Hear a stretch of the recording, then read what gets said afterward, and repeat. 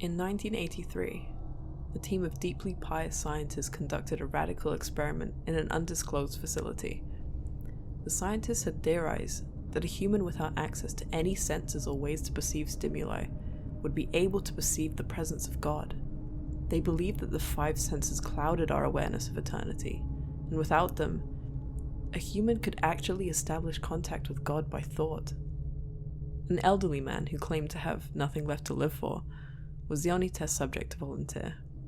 To purge him of all his senses, the scientists performed a complex operation in which every sensory nerve connection to the brain was surgically severed.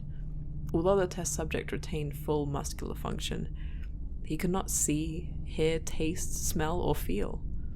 With no possible way to communicate with or even sense the outside world, he was alone with his thoughts. Scientists monitored him as he spoke aloud about his state of mind in jumbled, slurred sentences that he couldn't even hear. After 4 days, the man claimed to be hearing hushed, unintelligible voices in his head. Assuming it was an onset of psychosis, the scientists paid little attention to the man's concerns. 2 days later, the man cried that he could hear his dead wife speaking with him. And even more, he could communicate back. The scientists were intrigued, but were not convinced, until the subject started naming dead relatives of the scientists. He repeated personal information to the scientists that only their dead spouses and parents would have known.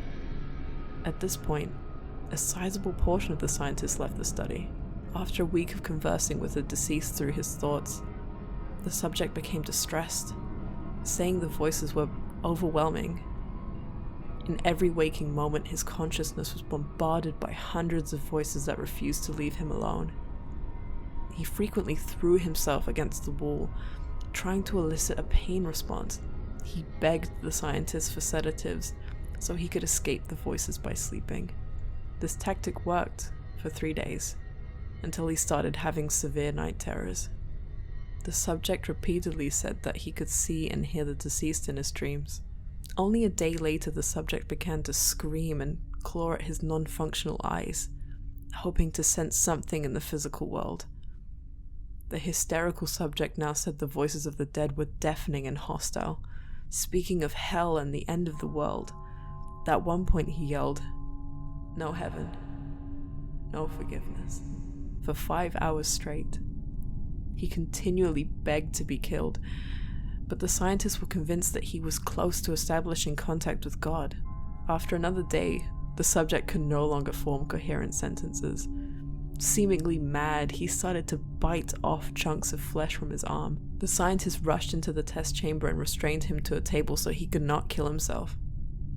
After a few hours of being tied down, the subject halted his struggling and screaming. He stared blankly at the ceiling as teardrops silently streaked across his face. For 2 weeks, the subject had to be manually rehydrated due to the constant crying. Eventually, he turned his head and, despite his blindness, made focused eye contact with the scientist for the first time in the study. He whispered, "I have spoken with God, and he has abandoned us." And his vital signs stopped. There was no apparent cause of death.